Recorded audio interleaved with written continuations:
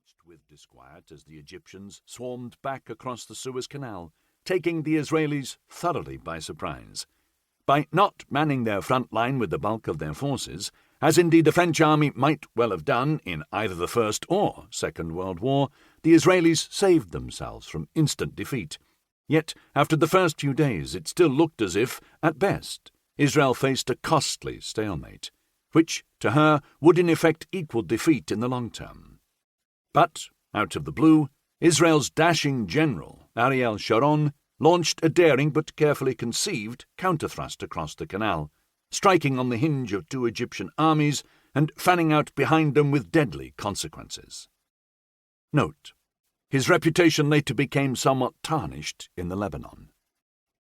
From what little I was able to glean from the press reports in Algiers, the Sharon action had elements that made it at once look amazingly familiar. It was a replay of Manstein's crossing of the Meuse in May 1940, and the military result was nearly as deadly. With one of its principal armies cut off, the Egyptians were forced to seek a ceasefire. Israel was saved. Some 2 years later, I encountered at a London publishing party Israel's leading military analyst and former chief of intelligence, Chaim Herzog. He was later to become Israel's president. We had met some years previously in Israel, and he had now just published his own account of the 1973 campaign, the War of Atonement, Weidenfeld, 1975. When I commented on the similarities to the Manstein Plan of 1940, he smiled knowingly and said something to the effect that only recently General Sharon had referred to it, acknowledging a certain indebtedness to lose a battle. Herzog kindly signed a copy of his book for me, adding the laconic but meaningful inscription, "In appreciation."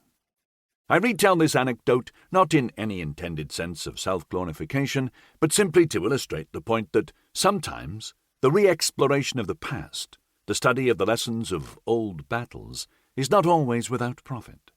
In the hands of the enlightened, perhaps history can be made to repeat, if not itself, then certain formulae. Anyway, it may be worth a listen. It is with this thought in mind that I re-offer this revised edition of To Lose a Battle for publication on the 50th anniversary of that cataclysmic year of 1940. This new edition contains some corrections and updatings. Since it was first published in 1969, numerous other books on the subject have appeared.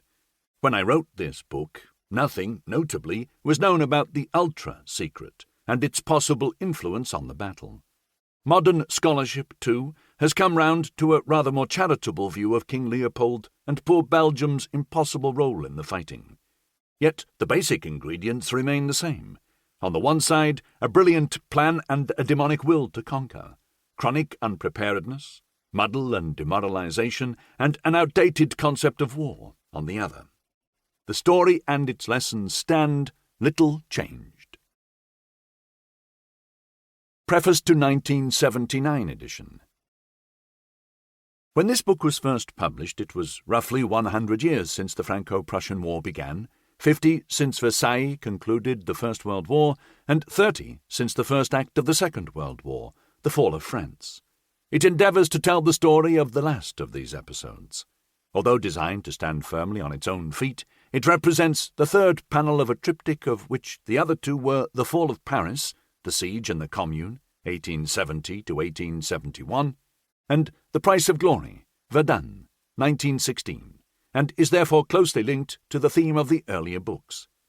During most of this past 100 years, at least until 1945, the seminal issue in Europe was Franco-German rivalry.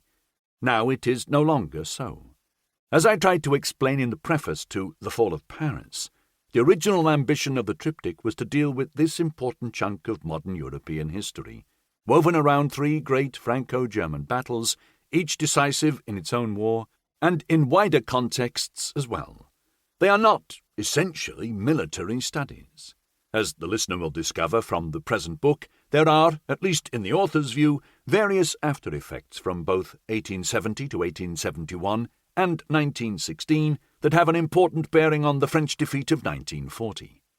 And so much that has happened since then is still happening, can find an explanation in the debacle of 1940.